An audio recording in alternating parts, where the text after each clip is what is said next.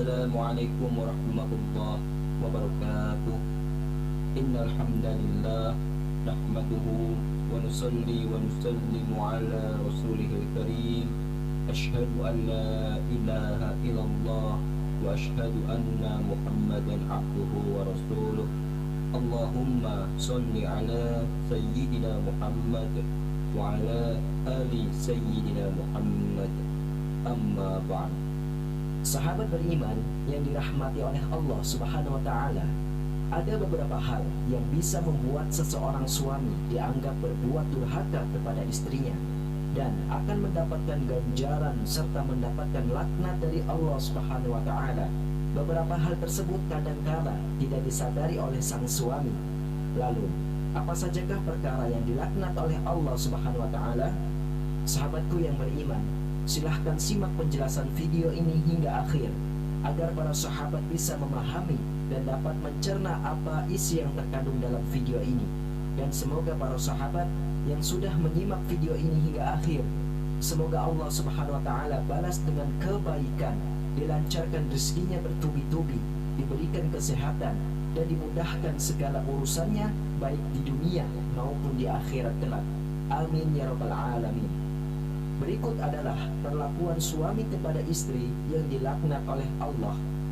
Yang pertama adalah tidak mengajarkan ilmu agama. Mengajarkan ilmu agama kepada istri dan anak adalah kewajiban bagi suami, karena suami berkewajiban memelihara diri dan keluarganya dari pedihnya siksa kubur dan siksa api neraka. Perintah ini tertera dalam Al-Quran surah At-Tahrim ayat 6.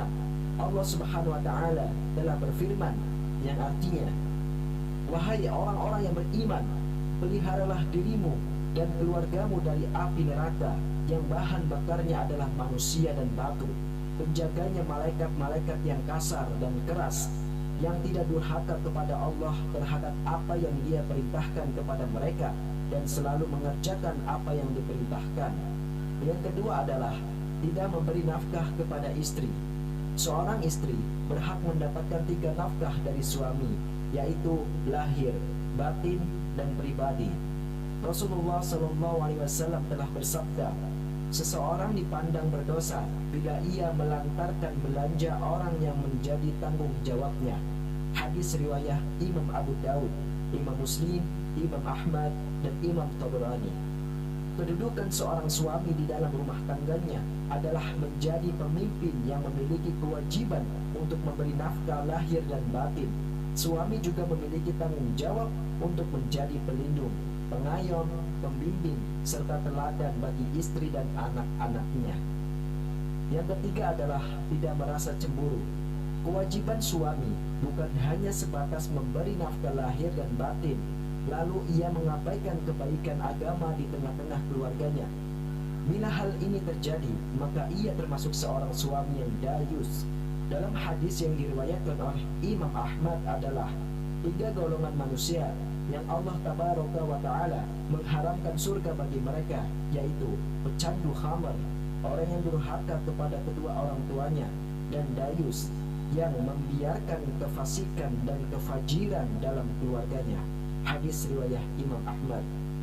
Al-Imam Ibnu Hajar Al-Asqalani rahimahullah menjelaskan bahwa makna ad-dayus adalah seorang suami atau bapak yang membiarkan terjadinya perbuatan buruk di dalam keluarganya, dari kitab Fathul Bari. Lalu yang keempat, menyebarluaskan aib istri. Rasulullah SAW bersabda, sesungguhnya di antara orang yang paling buruk kedudukannya di sisi Allah pada hari kiamat kelak adalah seseorang yang menggauli istrinya dan istrinya menggaulinya, kemudian dia menyebarkan rahasia-rahasia istrinya. Hadis riwayat Imam Muslim. Yang kelima adalah berjima ketika istri haid atau melalui dubur.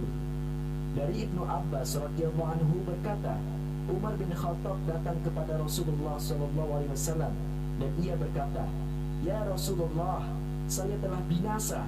Beliau bertanya, apa yang menyebabkan kamu binasa?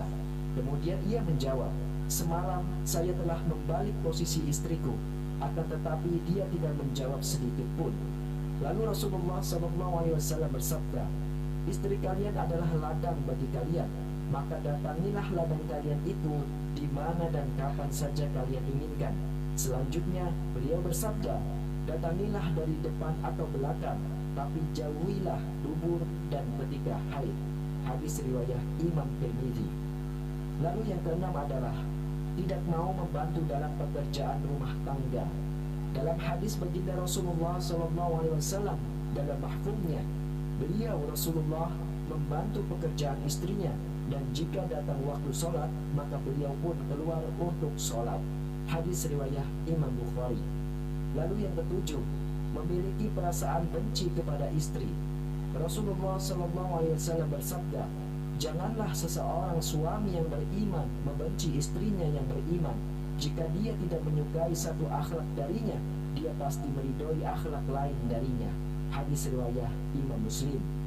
Lalu yang kedelapan, menyakiti istri secara fisik. Rasulullah SAW bersabda, hendaklah engkau memberinya makan jika engkau makan, memberinya pakaian jika engkau berpakaian, tidak memukul wajah, tidak menjelek-jelekannya. Hadis riwayat Imam Ibnu Majah. Lalu yang kesembilan, membiarkan istri bekerja untuk suaminya. Rasulullah SAW bersabda, tidak akan beruntung suatu kaum yang dipimpin oleh seorang wanita. Hadis riwayat Imam Ahmad, Imam Bukhari, Imam Tirmidzi, dan Imam Nasa'i. Lalu yang terakhir yang ke-10 adalah meremehkan kedudukan istri. Dosa berikutnya dari suami adalah meremehkan kedudukan istri, karena suami merasa sudah memberi nafkah lahiriah sehingga sewenang-wenang meremehkan istrinya. Para sahabat beriman, itulah 10 dosa besar suami kepada istri yang akan dilaknat oleh Allah Subhanahu wa taala di akhirat kelak. Semoga kita semua sebagai suami dan yang akan menjadi calon suami harus buang jauh-jauh dari sifat ataupun hal tersebut yang dilaknat oleh Allah. Semoga kita para laki-laki bisa menjadi suami yang baik untuk istrinya, agar kehidupan rumah tangga menjadi harmonis, sakinah, mawaddah, dan warahmah. Amin ya rabbal alamin. Demikianlah, hanya ini yang bisa saya sampaikan. Semoga bermanfaat untuk kita semua. Wassalamualaikum warahmatullahi wabarakatuh.